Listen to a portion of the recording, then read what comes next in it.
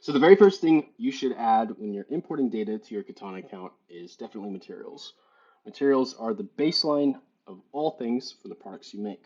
So logically, it's the easiest and first thing you should put into your Katana account. So under the data import page, which we have here, I'll zoom in just a little bit, we have the add new materials section in which you need to download the template and then upload the data to the template, and then it will be in your Katana account. So we'll go ahead and download one of the templates here and have a look at it. And as you can see, we've got this in front of us.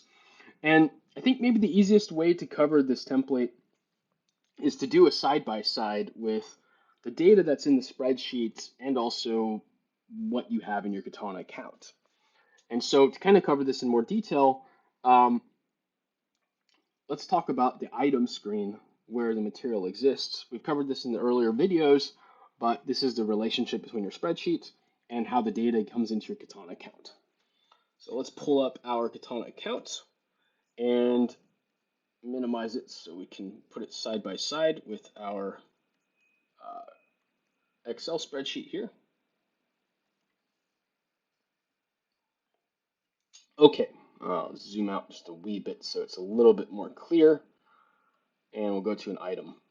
So a good item example would be the paint that we have in the demo data. Whenever you have signed up for your account, you'll have trial demo data. The paint is one of those elements. So real quick, what does this look like? The material card is basically the same as the material name. So if you have a material name that repeats itself on this column, it means that every single row that you're adding as far as data is concerned, anytime that this material name is listed, it's going to apply to this particular material card that has the same material name. So that's the information that you'll find here. So in the case of, let's say, paint, you would have 4 variants here based on color. So when you're importing the materials, you'll have 4 variants on this spreadsheet that are all a different variant of this particular one material.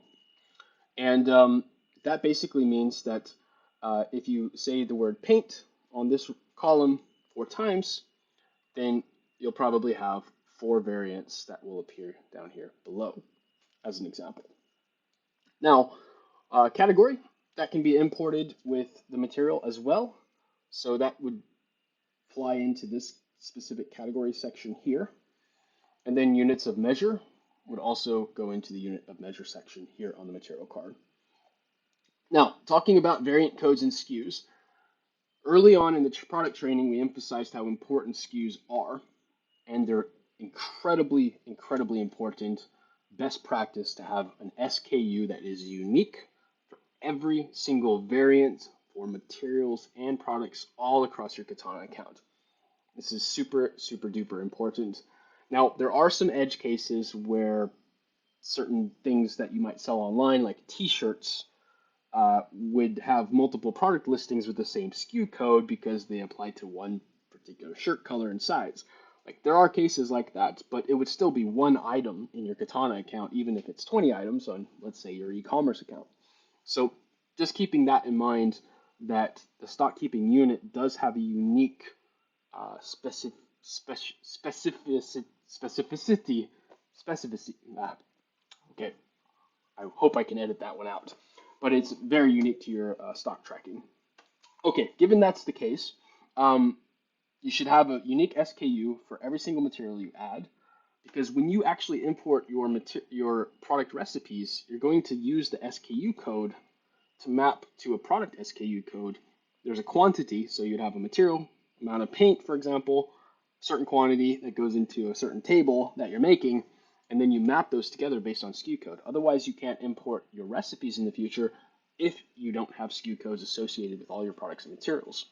Now, of course, if you forget to do that, or you import your data through e-commerce or some other means, and you don't have SKU codes active, you can use the update templates to update your products and materials that have been brought in order for you to upload the recipes. So you might come across those types of cases which create friction during the onboarding process, but something that just keep a note of, that at the end of the day, having SKU codes for all your items, I couldn't stress it enough how important it is. All right, moving into the next sections, we have variant options and variant values. A variant option would be like a category of a variation. Category of a variation, in our case, would be something like color. So if we're looking at like the variant configuration, you'll see here these two same things. You have variant option here, variant value here, and variant value here. Now, if you've got lots of variant option and value combinations, so you could have a case where you have color and then you could also have size, then basically what you would be doing is adding something like a size here and putting in the different sizes as needed across that side of things. So that's where you would put that information for each variant and how it applies to that variant. So for example, if you're adding these different table legs in two different colors, you will repeat the variant option to which the variant value applies. And so when you add this variant and this variant, you'll be applying the value of white, and you'll be applying the value of black to that specific color when that item is added down here below. So for example, in our case, we've got two rows of data, brown and black for this type of item, this paint item, and this is the color, which is the variant option, and then the brown and black are the values that apply to that variant row, for example. Now, if you have a second variant option, such as a size, for example, you can easily add that second one here into the spreadsheet and also apply the specific value to that variant as well where needed. Now, just as a little heads up, Katana can support up to 10 variant options. 10 variant options. So, but the spreadsheet only by default downloads 2. So you could have variant option 1 and variant value 1, variant option 2 and variant value 2. Now, if we open up a configuration, you can see adding all of these rows here like so. This would be 1, 2, 3, 4, and 5. We currently only have one option set 1 and then option set 2. But every time you add a new variant option, you would need in a spreadsheet the variant option 3 plus its variant value 3 as an additional column in the spreadsheet. Now, something that we allow our customers to do when they're importing data on a material card is you can simply, my Excel editing skills probably are not the best, but you can simply do something like this, and then copy this column header and put it over like so, and then change these numbers to variant option 3 and variant value 3. For example, in order to get that additional level of complexity against your variant. So we support this up to 10 options. And I think the values can be up to 40 possibilities. Now, when we start talking about highly complicated products, when it comes to the variant options and variant values, one of the things that you need to know is that inside of Katana, although we support a lot of variations that can be brought into a material card, it is highly, highly not recommended to put as many possible variant options or variants that exist into a single material card. Because what could happen is if you have, like, for example, 100 colors, 15 sizes, and 20 different categories of a specific material or product, then this list of items can get very, very long. And within the user experience or the user interface, when you're working with those materials, this would not be very feasible for you to work with because it would lag. If you've got more than 400 variants on there, like physically, it's very, very overwhelming to work with. So when you start thinking about your variant structure for your products and materials and how to import them, we highly, highly recommend that it's best practice, if possible, to minimize the number of variants per item card as possible if you have a high volume of those. I think like 20 to 30 is ideal. One example of this that we've come across with other customers as a simple approach is that if you're selling t-shirts, you could have t-shirts that would be in 10 different sizes, 100 different colors, um, and 5 different styles.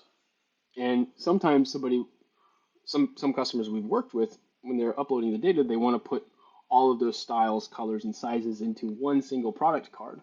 And so we have to say, hey, okay, slow down. If you do that, you're going to have like 2,000 variants or something like that, which will be very difficult to use inside of the product. So what we recommend is reducing that as much as possible by breaking it down like, okay, use the sizes. So like the small size, and then choose color and style. So that way you reduce the number of variants per item card. So think about these types of things when you're starting to onboard yourself into Katana's product, about how to make it easier for you when you're importing the material data. So I'll go ahead and delete these for now, and we'll keep on going. Now also, we have something called default supplier. So we have this default supplier listed here as well. And what does this do for you when you're importing the data on the material card? It's quite common that you might buy your material from multiple suppliers, but the default supplier is actually a feature in Katana that says, hey, you're missing material from inventory and you need to buy it. So you can actually generate a purchase order for one supplier, which could be in this case, this guy, the paint supplier. And Katana will remind you, hey, you're missing material. You have different materials that you need from stock based on this supplier that uses this as a default. Do you want to add them to your PO? And you say, oh, that's a great idea. I can add that to my PO. And then Katana provides that opportunity for you within the application. So adding the default supplier does two things. It makes it possible to use that feature, but it also will add the supplier into your contacts list on your Katana account. So for example, contacts list found here, you have a list of suppliers, and it will add it in here for you. So that way you have the reference to the supplier anyway. And then that default supplier will be linked to multiple materials or products that you buy from your suppliers. And any time that you need to use that feature, that suggestion will be available through Katana's interface. So this is a quite a handy little functionality that we provide to our customers who need to buy materials. Okay, so next up, default purchase price. Default purchase price is located here, and you'll find the default purchase price per variant will be located down here. Something very important about default purchase price that you need to be aware of is the default purchase price is not the cost value in inventory for a material. Not at all. The default purchase price is simply the default price that gets filled on a purchase order when you buy that material from a supplier. It can be confusing sometimes because it's not uncommon to confuse the default purchase price with cost. Sometimes prices fluctuate, so that's not always the same as cost. Or some customers who are using standard costing as a methodology for pricing out their inventory might want that default number to always appear in their costs as well as always appear on their material card. It's not always the case. Sometimes, since Katana doesn't use standard costing, we use moving average costing. Whatever price is on the PO is exactly what gets factored into the average cost for your stock. So sometimes it might be a bit confusing to see what does that number mean. But basically what that number means is by default, this will be the number that's always visible when a PO is made for that material. We also have another use case called purchase unit of measure and conversion rate. And what I really like about this one is it's kind of easy to understand. Is in Katana we support a unit conversion on the purchase of items. So like over here we have, let's say, screws that we keep in stock, and we track them in inventory by the piece. But when we buy them, we don't buy them by individual units, we buy them by boxes. So for example, we would pay for a box, which would be a purchase unit of measure. So if I were to go in here and say I purchase in a different unit, and I hit yes, then I would specify what unit it would be and then what it would what one box is equal to. So it would be like, let's say 100. So in this case, what we would do is if we bought one box for $10 or €10, whatever location you're in, there would be a conversion rate. So what does one box equal to actual total pieces? And this is where you put in the conversion rate. So basically you're saying, if I buy one box, it will convert to 100 pieces on my inventory tracking side. Because whenever a supplier sells something, it's kind of like the oil business, for example. How many drums or barrels of oil do you buy? One barrel is 250 liters. If you're tracking your oil in stock as liters, then you would buy one from the oil supplier, and it would come in and then convert to 250 liters for every 1 drum of oil you buy. This is an example. It's the same with screws. You buy one box of screws. A box contains 100 units. When it comes in, it converts that one box into 100 units, and then it will actually divide the total you paid across all of your number of pieces. So that's what that purchase unit of measure does and how it works whenever you're uploading it here through the spreadsheet. So yeah, you would say one box equals 100 pieces, and that's how you do the conversion in Katana when you upload this. Now, I also want to say that when it comes to doing purchasing in different units of measure, that's not the be-all, end-all. We supply a functionality in Katana on the PO that allows you to actually change the unit of measure. So maybe if you buy that box on that PO, you got a bigger box with 1,000 pieces, you can adjust the unit rate per purchase order in the future. So don't worry about this. It's not the be-all, end-all. It's just the standard. If you're typically buying 10 boxes of 100 rather than one box of 1,000, you can change that on the purchase order. So, but this is by default typically how it works. If you are not doing that as a standard process, then just leave it be. You don't even actually have to fill it out. Now, coming into the next phase of the import spreadsheet, we also have this yellow section here, which is about stock. Now, these are not mandatory fields, very much in the same way that purchase UOM is not mandatory, conversion rate is not mandatory. You can leave those be and add them inside of the application later if you want. These yellow fields here are exactly the same. Depending on how you want to roll out your Katana implementation, this is kind of a critical area to think about because the first material import can be confusing. I personally would recommend that you just add your items in there, and then anything related to stock and stock quantities and initial stock costs, for whatever reason, you should do before you do a final go live. But if you want to add it in the beginning, it's totally fine. This just makes it possible for you, but it can easily be confused for a first-time user. So let me explain. What I had originally said was that every row of data is a separate variation that you're adding to your Katana account. But you can also repeat the same exact item. So I've got SC50 and SC50 listed twice here. You might be looking at that like, well, I'm just trying to add my materials. Why would I have it listed twice? Well, actually, it's listed twice because in certain cases, you would have possibly 2 warehouse locations in your Katana account. And if you want to add initial stock quantities on your import of materials, you can actually list the initial stock quantities of those particular materials at different warehouses in your Katana account.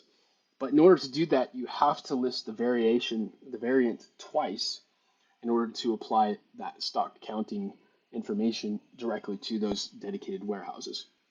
So what's important before you do this is you have to have already had set up your Katana account in a way where under your settings page, you have your locations, and then you have the location name. So this location that you see here has to match what you see here. So if you've got multiple warehouse locations, you could have as many as 5 or 10, who knows? But that material is being tracked at all of those places. Then essentially what you need to do is add the stock at each of those locations as well. But you can't do that unless you have specified the locations on your Katana account prior to importing the material data. So in this case, if you want to add warehouse inventory reorder points, initial stock quantities, and initial costs per unit, you can do that on your import material data spreadsheet by specifying the different warehouses in this column that have to match the exact name of the ones that are in your locations section of settings on your Katana account prior to importing this data. Reorder point basically specifies what is the reorder point for that specific location. So Katana will help you track when you need to purchase something, and if you go below your reorder point, then Katana will let you know that you're missing stock that you need to buy. Initial stock quantities, again, this is up to you. Normally, customers can't roll out their ERP system within one day. So maybe the stock will change on the day that you're adding data. So it's up to you if you want to add initial stock, but best case or best use would be add your stock quantities when you're ready to go live with the product. Because before you can use Katana in its full effect, you need to do a stock count prior to going live. So importing your initial stock quantity in the beginning might not be recommended, but it is possible. Now, of course, if you import any of your initial stock, you need to apply a cost per unit. This cost per unit is based on the inventory tracking unit of measure, which you have in your account. It's completely separate of the purchase unit of measure. So for each piece, how much does that cost? Not for each box, but for each piece. And off here to the right, this is also a not mandatory field, but it's called the additional info section. So what does this mean is that on your material card, there's an additional info box down here below. Whatever you add there will appear down here. But there's one thing that you need to note about this that might be a little confusing, is that, remember, there's only one additional info field per material card. So actually, you can have multiple variants for a single material card and then put something completely different on each line in the additional info section. I encourage you to be careful with that because sometimes the data that's on the additional info section will not transpose into the additional info section here if you've got 50 variants that all have some different information in the additional info column. It is here, however, if you intend to use it, and it works great because generally speaking, most customers have less material variants than they have product variants. So it's usually not really an issue, but it can be if you do have a wide variety of variants and you need to put some information in here. What we do encourage you, however, to do is that if you need to supply like highly qualitative information for a large volume of variants, is just put a hyperlink on this additional info section that goes into, like, let's say a Google spreadsheet or something, and then you have a direct link to something that would be helpful for you. So yeah, that in a nutshell is how you do fill out the material information import when you're adding it. I would also go in to say here that the data import, once you have it filled out, you would then just choose the upload option, and then it will bring it into your items list, and all of those items that were imported as materials will appear here on the material tab of the item screen. And that's it.